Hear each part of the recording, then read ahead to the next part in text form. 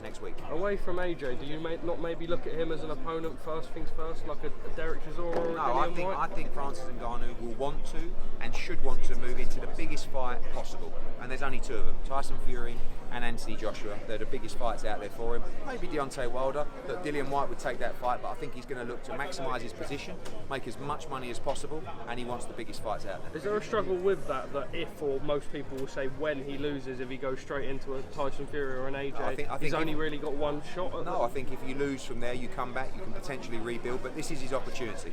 And you know, from speaking to him, I think that's what he wants to do. What do you think of Francis' skills overall, just his striking? I think at the end of the day, he's not going to be able to compete with the skills of a boxer, but one thing he can do is punch. He's very heavy-handed, so he has to fight a style that he has a chance. You know, like a Fury fight is very awkward for him. He could be messed around, and I don't think that's the right style for him. An AJ fight, a Wilder fight, a Dillian Whyte fight, where people are prepared to trade and can get hit by heavy shots, it makes it more compelling. In your opinion, you are making history in the female boxing? In your opinion? My opinion, yes. I've been making history in female boxing for a long time. We're doing it again on Saturday night. We're not here to tick boxes. We're not here just to look good by putting female boxing on. Female boxing is here by its own ability and its own demand. You know, we'll be sold out in here on Saturday night. We just sold out the big room for Taylor Serrano. These are great fights, great champions, and we'll be investing heavily in women's boxing moving forward. We saw Frank Warren announce Joyce Zhang today. Obviously, Zhang, somebody you work with. Talking about making that fight, how easy or difficult was it? Yeah, it was. You know, again, a great relationship with George Warren. They wanted to make that fight. Zhang had a situation with us where we had matching rights on his fights moving forward. I spoke to George Warren. Zhang wanted to make that fight. I was happy with the offer that was made to Zhang. Me and George got the final bits over the line. I think it's a really good fight. It seems to be, for Zhang at least, a much more of a win-win scenario for him. If he wins, he beats somebody in Joe Joyce, who everybody sees as the top 5 heavyweight, and cements himself back in there, whereas Joyce, not necessarily the same, but where does Zhang go if he's successful?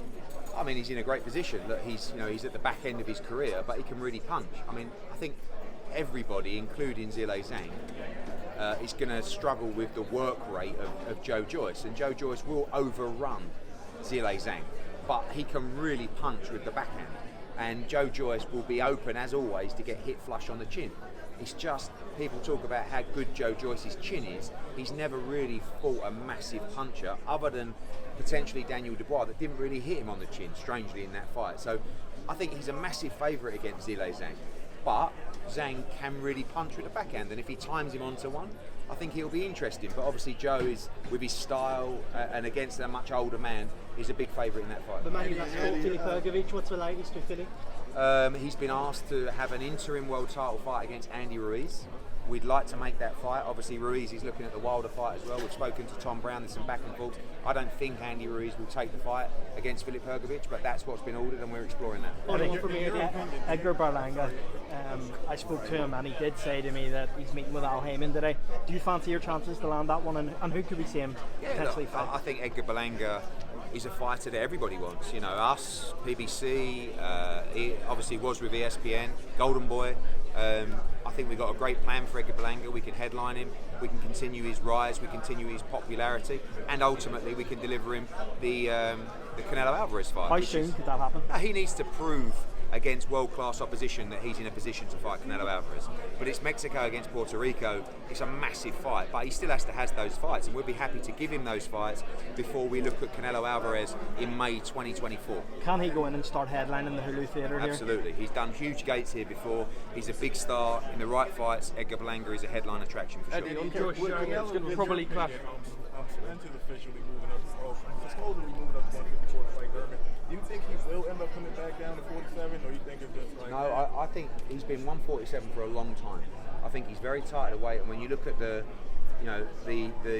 mileage on Errol Spence through the accident, through the eye operation and stuff like that, it's just going to be harder for him to start making weight. I don't know him personally, so I can't tell you, but I believe, I remember seeing him in Sheffield when he made 47, which was years ago, and I'm surprised he's still there. Respect to him and the way that obviously he makes that weight, but I see him moving up, and I guess 154 is his future. Joyce Zhang, it looks... What weight class is that going to be at? Is it going to be 168 or something? Canelo would like that fight at 175 because he feels that's where he lost before. But Dimitri Bivol wants legacy, and if he wants legacy and belts and can make 168 safely, which they say he can, then maybe we can make that fight at 68 to provide an undisputed opportunity for Dimitri Bivol. But if you ask Canelo Alvarez, he would say probably 175 because that's where I lost. I don't want people to think that I've brought him down. This is not Canelo Alvarez saying bring him down to 168. This is just a way to maybe make the fight to give Dimitri Bivol more opportunity at Legacy. And what do you do it for?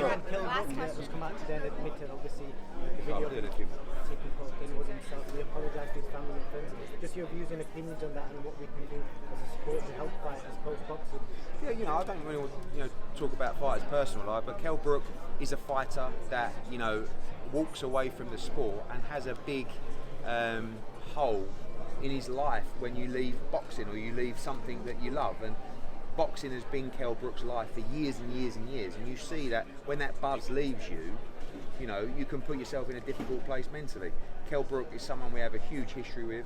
One thing I'll tell you about Kell Brook is he's a good person with a huge heart, and we should all support him, and his family should and will support him, of course. Boxing should support him, and I'm sure that he'll be back on the horse, and like I said, he's a good man, and he's always had a pure heart. He loves the sport, and listen, maybe you'll see him return to the sport, but most of all we hope he's happy. Eddie, Joyce Zhang. Cannelo's always been a great fight, like maybe 15 years now. But a couple people are saying that he seems to be losing a step. Not as great as he used to be. Did you see? No, I think he's a tremendous. Look, he's been fighting with an injury for the last couple of fights. I don't think he's been at his best. But look at his fights. He fought Billy Joe Saunders, Caleb Plant, Dimitri Bivol, Canelo and Gennady Golovkin. That's his fault. Like, people say, he's slipping a little bit. No, he's just fighting the very best of the best, and he was carrying an injury as well. 36-26 pay-per-view, 32-26 pay-per-view price point for Mayweather against Hearn Chalmers in the UK. Your thoughts?